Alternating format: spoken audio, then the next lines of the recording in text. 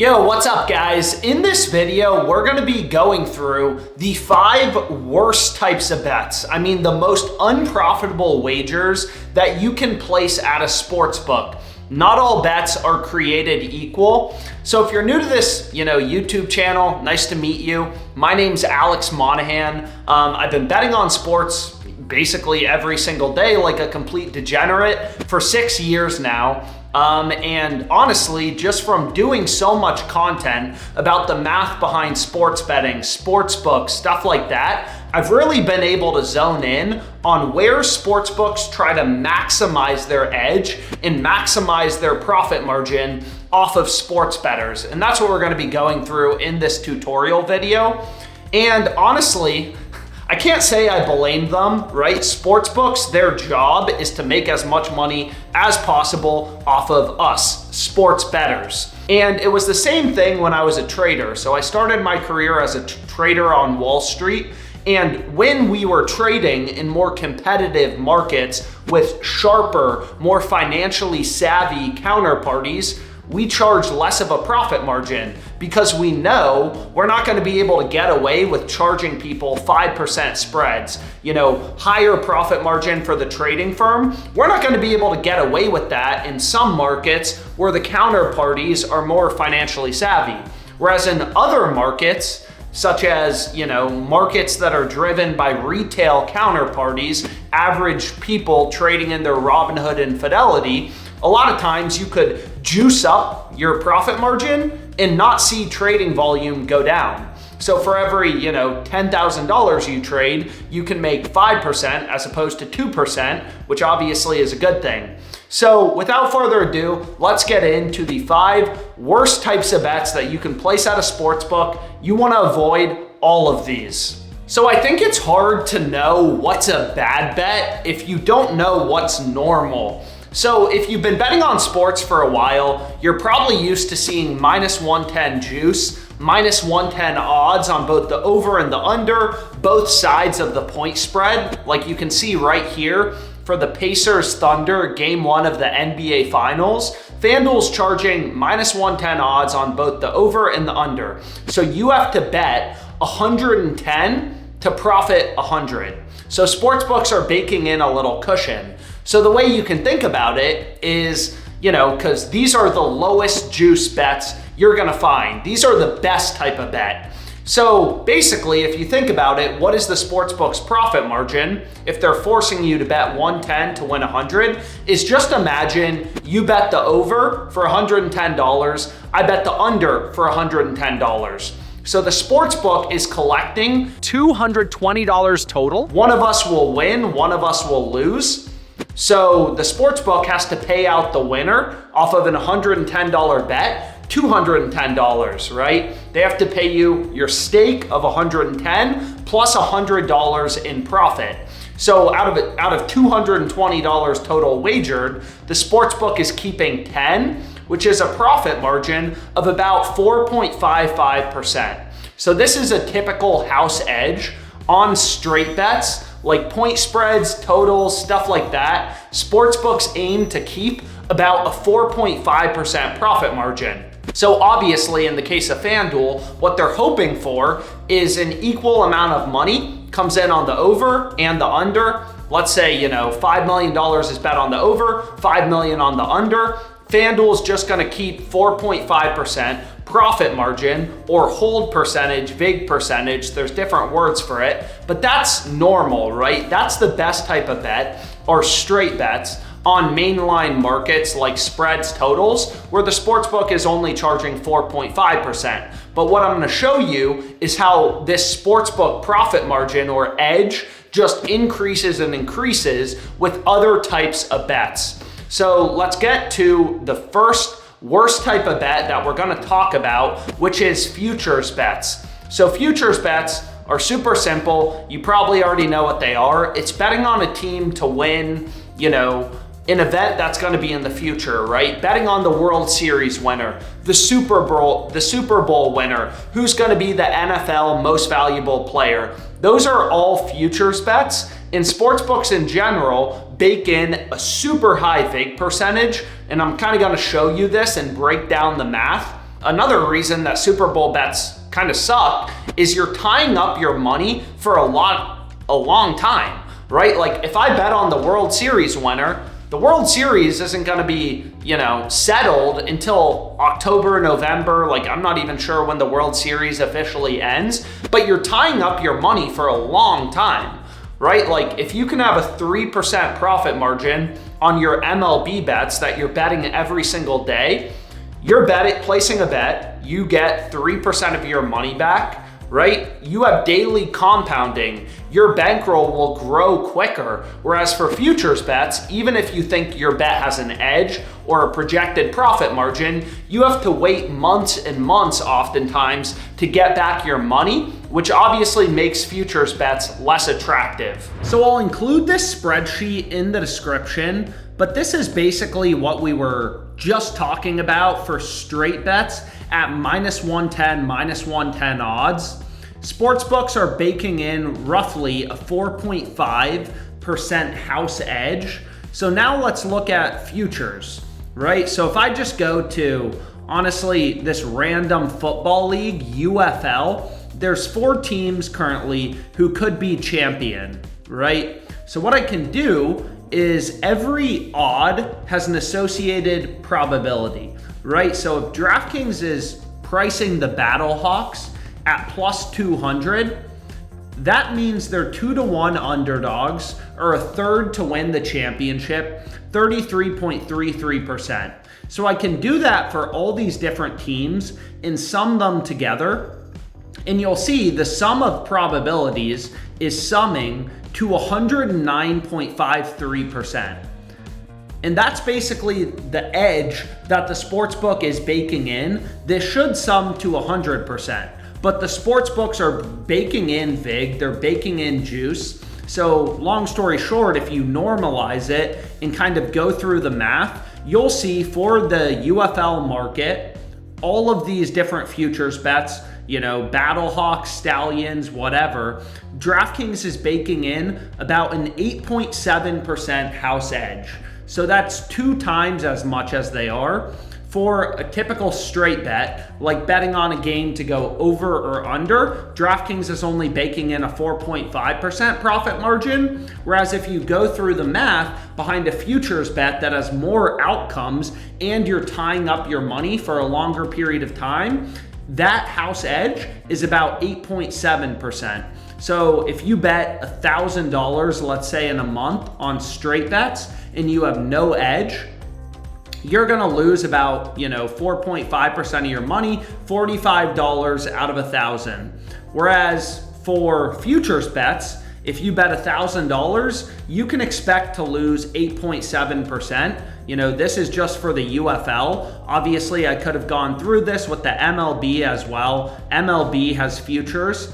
And in the case of the MLB, there's even more outcomes, right? Or for, where is it? So here we have World Series futures. So typically, as there become more teams who could win the World Series, as the odds become more multi-way, there's more teams that could win.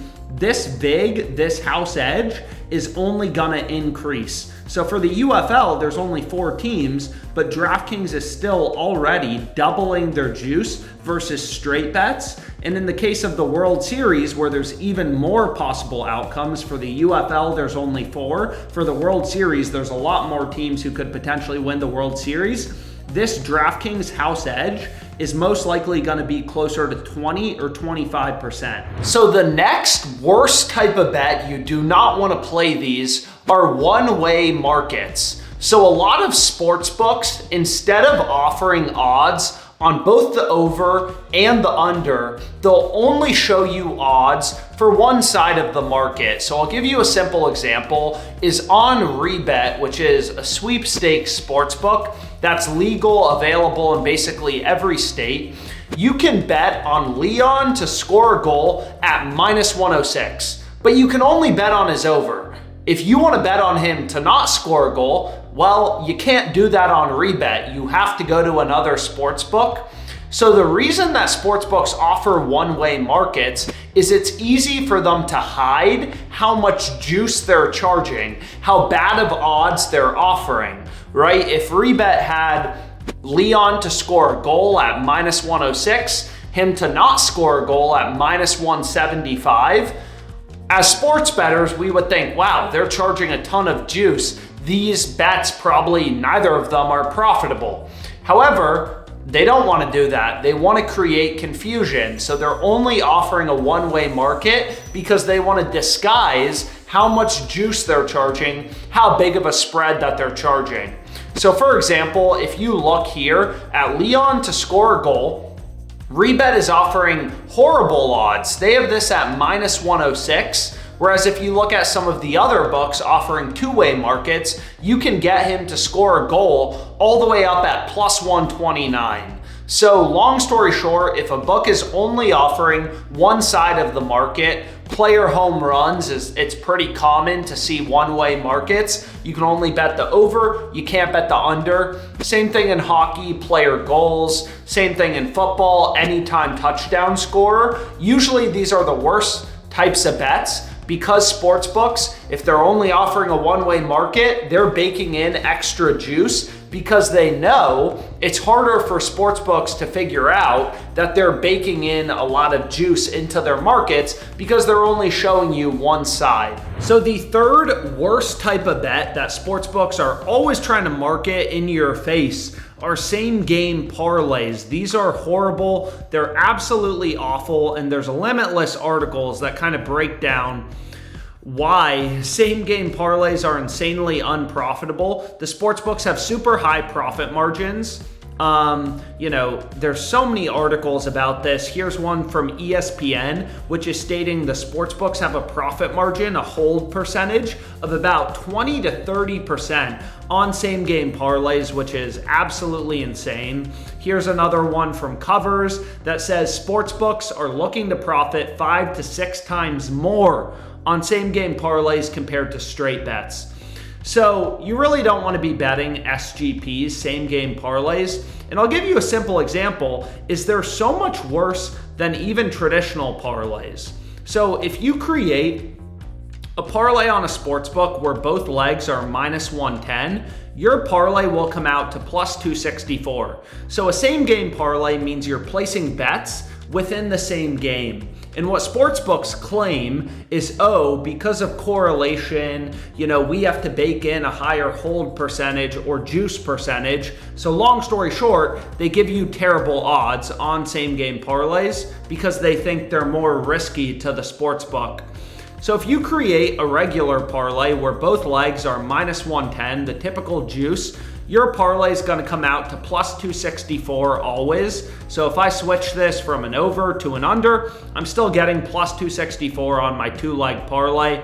Any, legs where both plays are -110, you're going to be getting +264, right? So I can switch this to a spread. I'm still getting +264. Now for same game parlays, what you're going to notice is basically always, if you create a same game parlay, so here if I take Tyrese Halliburton over, Carson Wallace under, both of these bets are -110 odds. They're honestly not really correlated at all. -110, -110. FanDuel's giving me +231. So even compared to a parlay, where parlays are known to have really high hold percentages, if you create a traditional parlay, different games, uncorrelated outcomes, where both legs are -110, your parlay is always going to come out to +264. However, for a same game parlay, where both legs again are -110, Halliburton over, Carson Wallace under in points, my parlay is only coming out to +231. So these sports books are baking in even more juice, an even higher hold percentage compared to a traditional parlay.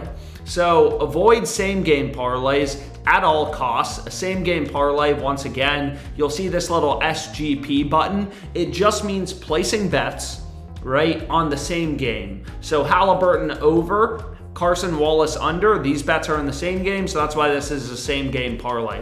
So SGPs, avoid them. They're horrible. You're not gonna make money betting on them unless there's some super profitable promo or something.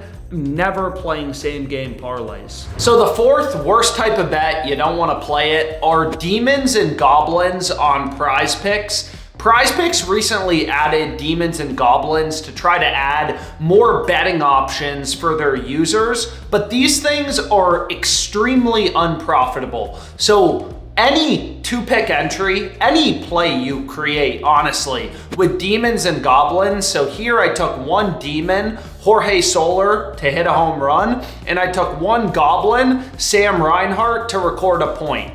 You'll see on Prize Picks, they're giving us an 8x payout, which means you're betting 100 to win 800, 700 in profit. So an 8x payout actually means plus 700 odds. You're betting 100 to profit 700. So 8x payout means plus 700 odds. And that's horrible. Like if you look at FanDuel Sportsbook, they're offering this exact same play. All books set their own lines, their own odds at plus 977.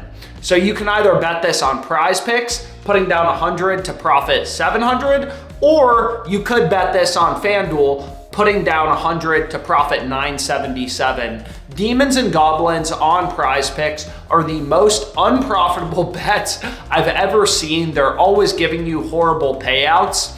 Now, some people will say, oh, well, I don't have access to FanDuel in my state, so what should I do? And the answer is just don't bet this. Like, I don't care if you like Jorge to hit a home run. On Prize Picks, even if that's the only book you use, you should find other books because they offer such bad payouts on demons and goblins. So the next worst type of bet, you don't want to bet on them in general, is niche leagues and markets. So I said earlier for NBA point spreads, totals, typically the juice you're getting is minus 110, minus 110. So the sportsbook is baking in a 4.5% hold or profit margin, which don't get me wrong, obviously we wish it were 0%, but that's not gonna happen. 4.5% is, still easier to overcome compared to 10%. But once you start to get into more niche leagues, more niche markets, for example, here we have a first set total games. So this is a tennis bet on how many games are gonna be in the first set. Because these markets have less betting volume, the sports books, they're gonna charge a higher profit margin. They're gonna charge a higher hold percentage, a higher house edge. So for example, for this tennis bet, you can see FanDuel is baking in a 7.5% profit margin into their market. Again, compare that to NBA point spreads totals where it's only 4.5%. It's a lot easier to make money betting on spreads and totals as opposed to these weird tennis markets where the sports books are baking in a higher profit margin.